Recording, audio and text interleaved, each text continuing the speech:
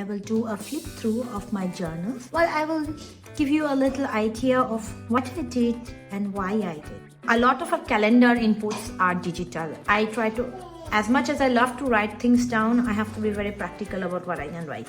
I had created a future log for my yoga and for Suzanne. She's a person who keeps our house together. The best thing that I was is reading goals and my self-care tracking layout. This too I managed. I'm happy to report this is no longer 36 out of 25. Today on 26 December it's 38/25. So I have overshot my goal bar by 1.5 times. I've written 152% of what I goal. But still next year I'll keep my goal a realistic one because I think 25 books with everything that is going on is more than enough.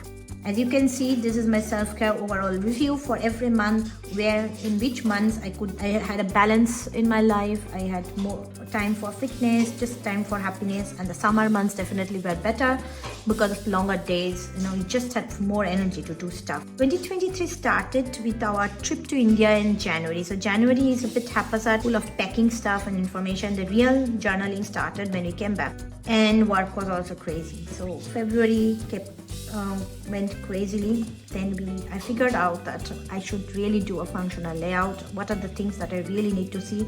Reading, but I did not know if I'm reading or not. What sort of exercise I was doing. Then I simplified it that I cannot walk or run and dance and do yoga at the same time. I had to cut down on a personal hobby of mine, which is learning Spanish. So I shifted to a basic weekly layout. I experimented with some weeks I wanted to write down a lot, so I had 2-page weekly layout. Some weeks I did not want to write that much, so it was a 1-page layout. Around some time I was eating a little unhealthy and we were ordering a little too much takeout, so I started tracking my meals. That's one thing I love about bullet journal, that we can always modify what we want. Around April we had the good luck of finding a nice house, and we ended up buying that house, which meant an additional house renovation information and to-do, as well as preparing for the big move. So that's why this is the dream team layout, where I used to always plot down. Summer months means also focus on gardening. I had a small balcony with a lot of tiny plants.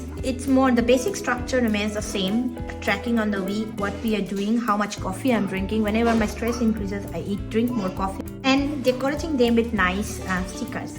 Sometimes in the summer days there were just too many things going on, so I had dailies. Relocation had begun in full swing, so we had something else, some other points and some other notes. So even though I had a few pages left in this notebook, I filled it up with other topics, and also the little one got hold on my notebook. She redecorated them and I switched to another notebook.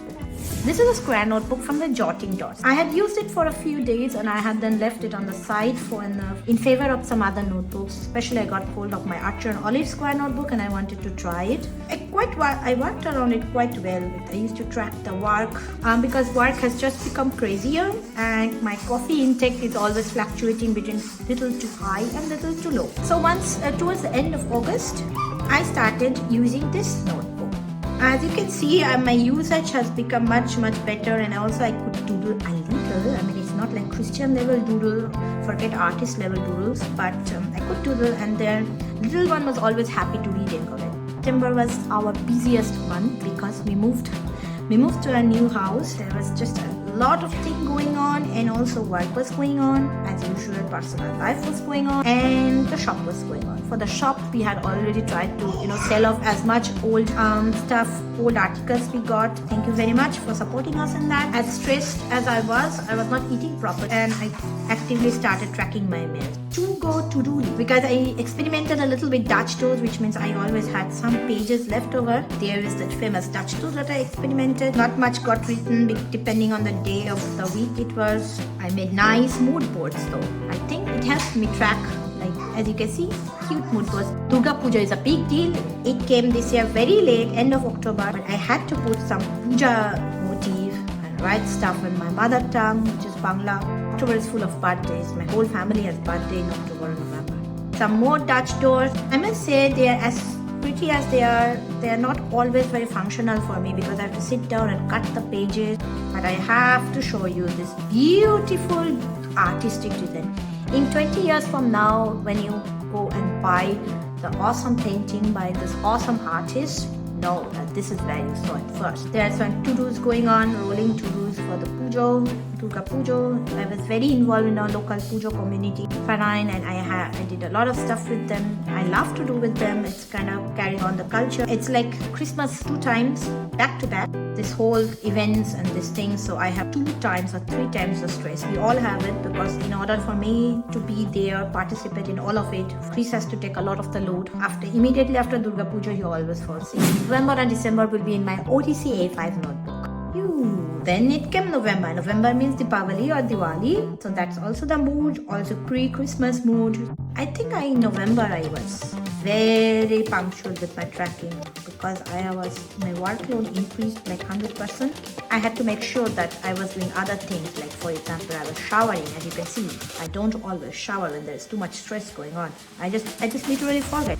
My little one is a very easy maintenance baby. 7 p.m. onwards, it's only mommy time. Nobody else, not even daddy, not grandmama, nobody. Between 7 p.m. onwards, I barely get to do anything. I'm lying, cuddling her, and lying. Here comes December.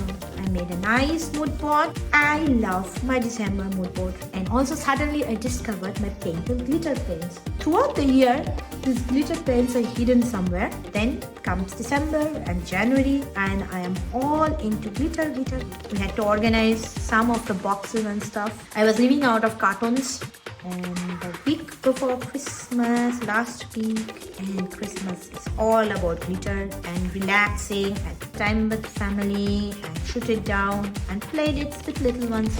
For 2024, I have decided I'm going to use another Jotting Dots notebook. I will start doing layout in this one and let's see how much I like it.